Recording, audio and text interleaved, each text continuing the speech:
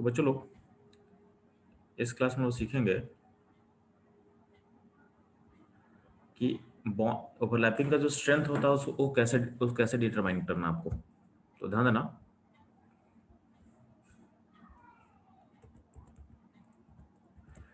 तुमको जानना है ओवरलैपिंग का जो टाइप हम लोग पढ़े ना, एस पी एस डी का, या फिर जो ओवरलैपिंग हो रहा था, तो ओवरलैपिंग का स्ट्रेंथ यानी ओवरलैपिंग और उसका बॉन्ड स्ट्रेंथ उसको हमको बताना है। ठीक है, तो ये तभी एप्लीकेबल होगा जब आपको पता होगा कि कौन सा ऑर्बिटल आप ओवरलैप करवा रहे हो, कौन सा ऑर्बिटल ओवरलैप करवा रहे हो, उस पर डिपेंड करेगा।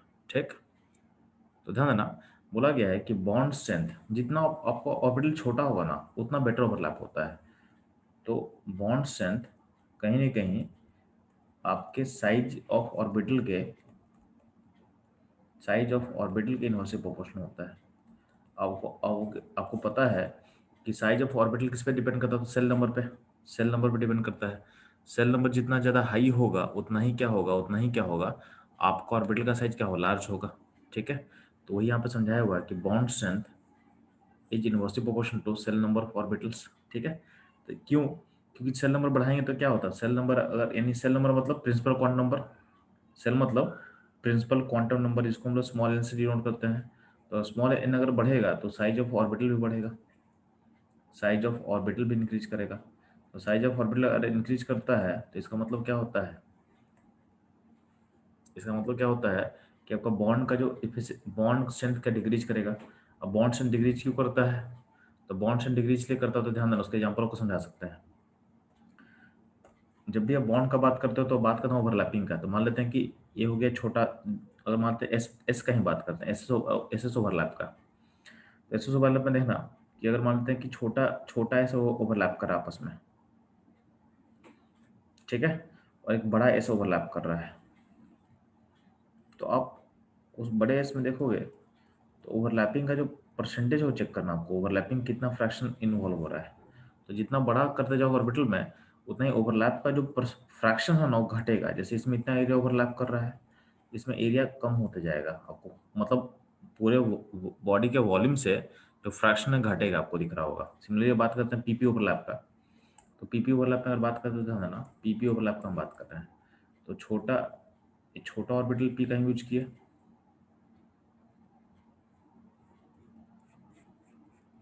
ठीक है, तो बीच में आपको ओवरलैपिंग एरिया दिख रहा होगा, ये आपको ओवरलैपिंग एरिया है। अगर यही पी का साइज हम बड़ा कर दें, ठीक है, तो पी ऑर्बिटल बड़ा, यानी मानते हैं ए वन एस ओवरलैप कर रहा था, ए टू एस ओवरलैप कर रहा मान लेते हैं। सिमिलरली मानते हैं टू पी ओवरलैप है। तो अगर मानते हैं कि हम अगर मानते हैं थ्री पी, अगर मानते हैं थ्री पी का साइज थोड़ा सा बड़ा होगा,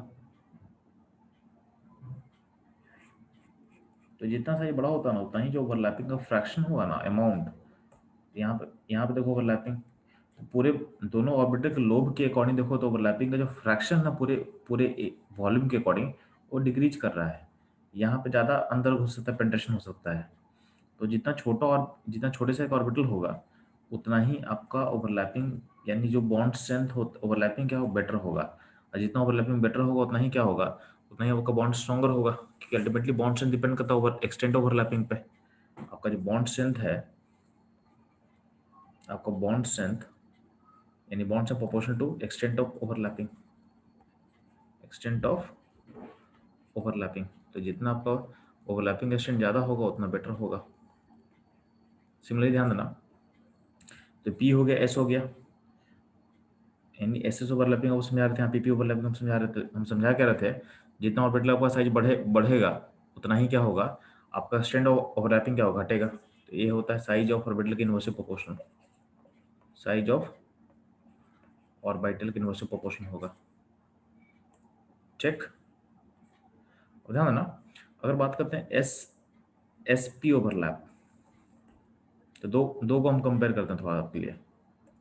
एक होता है एस एस ओवरलैप और एक होता है एस पी।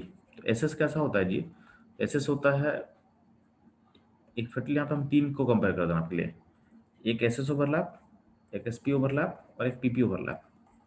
तो एस का शेप स्फेरिकल होता है, तो स्फेरिकल मान लेते हैं कि अगर मान लेते हैं किस n कांस्टेंट है, n सेल नंबर कांस्टेंट है, इस कंपेयर के लिए हम n को कांस्टेंट कर दिया, यानी सेल नंबर क्या है, कांस्टेंट है। ठीक है, तो एसएस ओवरलैप ध्यान देना, तो एसएस ओवरलैप स्फेरिकल टाइप का है। तो मान लेते हैं कि ये ओवरलैप एसएस ऑर्बिटल से ओवरलैप किया, तो दो।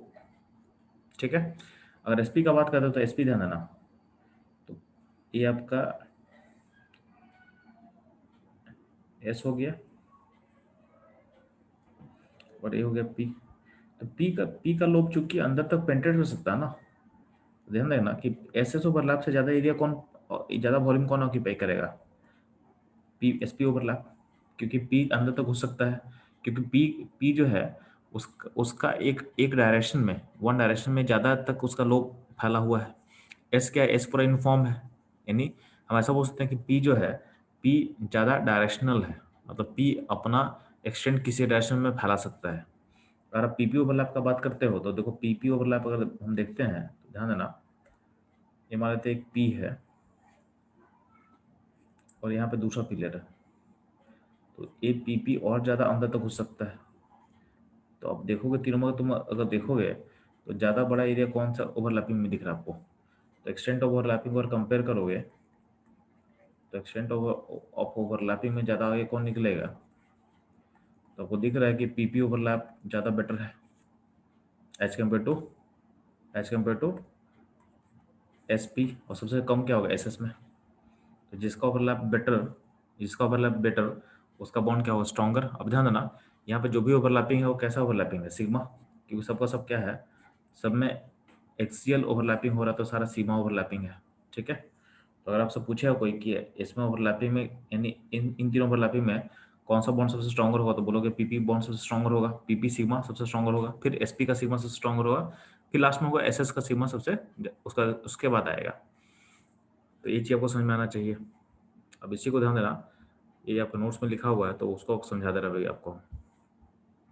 तो आपको विजुलाइजेशन समझ में आ गया कि कैसे सोचना है, तो उसी को यहाँ पे ऑर्डर कर दे रहे हैं कि अगर मान लेते हैं बॉन्ड स्ट्रेंथ का बात किया जाएगा, तो बॉन्ड स्ट्रेंथ कहीं ना कहीं सेल का नंबर जितना ज़्यादा होगा, मतलब जितना का सेल नंबर हाई होगा उतना ही क्या होगा, ऑर्बिटल का साइज क्या होगा, बड़ा होगा, उतना ही बॉन्ड स्ट्रेंथ क्या घटेगा। जैसे मान लो कि 1s2p का ओवरलैप है, 1s3p का, तो देखो थ्री यहाँ पे साइज बड़ा होता जा रहा है, जितना साइज बड़ा होता जाएगा उतना ही बॉन्ड क्या होगा, स्ट्रेंथ घटेगा। ठीक है, 1s तो फिक्स है ना, 1s फिक्स है, 2p 3p 4p में बढ़ाते जा रहे हैं, तो जितना हम प्रिंसिपल क्वांटम नंबर यानी सेल का नंबर बढ़ाएंगे उतना ही क्या बॉन्ड का स्ट्रेंथ क्या होगा, घटेगा। ठीक, पहला ही हो गया। अगर आपका सेल नंबर फिक्स है, सेल नंबर फिक्स है, ठीक है, if shell number of orbital are same, अगर सेल नंबर सेम है तो क्या करेंगे, जो बॉन्ड स्ट्रेंथ होता है वो कहीं ना कहीं प्रोपोर्शनल टू होता है एक्सटेंट ओवरलैपिंग, यानी डायरेक्शनल प्रॉपर्टी जिसका भी हम बात कर रहे थे कि सेल नंबर फिक्स होगा, तो कहीं ना कहीं हम इस पर फोकस करेंगे कि ओवरलैपिंग का एक्सटेंट ज़्यादा किसका होता है, ज़्यादा किसका होता है। तो हम लोग को पता है कि सबसे ज़्यादा किसका होगा जी, तो पीपी का ज़्यादा होगा। तो बात करते हैं तो ध्यान देना, तो मान लेते हैं कि सेकंड सेल का बात करें, यानी आपका सेल नंबर 2 है, तो सबसे बेटर क्या होगा, 2p का ओवरलैपिंग, एक्जियल मतलब सिग्मा, फिर 2s2p एक्जियल मतलब सिग्मा, फिर 2s एक्जियल मतलब सिग्मा। तो इन तीनों सिग्मा पहले कंपेयर कर लेंगे, फिर बात करते हैं 2p का। तो पीपी में पाई भी बनता है, तो पाई कब बनता है, लैटरल ओवरलैपिंग से, लैटरल ओवरलैपिंग से, तो सिग्मा के बाद पाई लेंगे, तो 2p पाई उसके बाद आएगा, यानी ये होता है पाई बॉन्ड। तो पहले 2p सिग्मा, फिर 2s2p सिग्मा, फिर 2s2s सिग्मा, और लास्ट में हो जाएगा 2p पाई। ठीक, तो ये हो जाएगा एस और पी का ओवरलैपिंग को कैसे कंपेयर करना है। और बात करते हैं पाई बॉन्ड के बारे में। ठीक, तो पाई बॉन्ड के बारे में ऑर्डर दिया हो, ध्यान देना, तो बोला गया है कि two two p two p pi bond से स्ट्रॉन्गर होगा, फिर 2p 3d होगा, फिर 2p 3p होगा। ठीक है, और लास्ट में होगा 3p। ठीक है, तो ये ध्यान देना, सबसे स्ट्रॉन्गर क्या होगा, एन, इसका यहाँ पे काटा हुआ, काटने का मतलब है कि 3p पाई बॉन्ड बनाता ही नहीं है, 3p पाई बॉन्ड बनाएगा ही नहीं, थर्ड सेल का 2p ऑर्बिटल पाई बॉन्ड बनाएगा नहीं। ठीक है, इसको हम लोग एक्सप्लेन कर सकते हैं कि थर्ड पी क्यों नहीं बनाएगा, तो ध्यान देना, उसको बोले समझ ले क्योंकि पाई बनने के लिए बस सिग्मा चाहिए ना। तो होता क्या है कि मान लेते हैं कि आपका दो एटम में अगर देखो, दो एटम में अगर पाई बॉन्ड बनना है तो दो एटम का सिग्मा बनेगा, और उसका फिर पाई इस तरह बनता है, इस तरह से ओवरलैप करता है। ठीक। तो अगर मान लेते हैं कि अगर एटम सेकंड पीरियड का होगा तो यहाँ पे सिग्मा बनेगा 2p से और पाई बनेगा 2p से। अगर मान लेते हैं कि ए जो एटम है अगर थर्ड पीरियड का हो गया, थर्ड पीरियड का अगर हो गया है, तो थर्ड पीरियड के एटम में आपका जो ए एटम का जो पी यूज होगा थर्ड 3p होगा। तो सिग्मा, जो सिग्मा बॉन्ड का लेंथ है लंबा हो जाता है, सिग्मा बनने का लोग जो ओवरलैपिंग होगा वो लंबा हो जाता है। अब ये लंबा हो जाएगा तो इसका जो पाई, जो पी ऑर्बिटल है ओवरलैप कर ही नहीं पाएगा। अगर सिग्मा का डिस्टेंस दूर चला गया, एटम दूर चला गया, तो पाई का जो लैटरल ओवरलैपिंग है पॉसिबल ही नहीं है। इसलिए बोला गया उसमें कि थ्री पी का जो पाई बॉन्ड है पॉसिबल नहीं है। क्या है? इसलिए यहाँ पे कट किया हुआ है, थ्री पी पाई बॉन्ड बनेगा ही नहीं। थ्री पी का पाई बॉन्ड फॉर्म ही नहीं करेगा, क्योंकि इसमें जो एटम के बीच का डिस्टेंस बढ़ चुका है। तो बढ़ जाएगा तो यानी सिग्मा बॉन्ड जो बना हो बढ़ जाएगा, तो क्या हो, पाई ओवरलैपिंग पॉसिबल ही नहीं हो पाएगा। टू पी में क्या होता है कि एटम छोटे साइज का है, तो छोटे साइज में उसका सिग्मा बॉन्ड छोटा, तो पाई ओवरलैपिंग उससे फिजिबल है। ठीक है। तो जो पाई बॉन्ड का स्ट्रेंथ इस तरह से फिर डिसाइड कर सकते हो यार। पहले कैसा है, टू पी फिर 2p3d और फिर 2p3p, ये इस पाई बॉन्ड का ऑर्डर रहेगा। ठीक। तो ये ध्यान देना। तो ये रहेगा इस सेशन का सारा कंटेंट। ठीक है।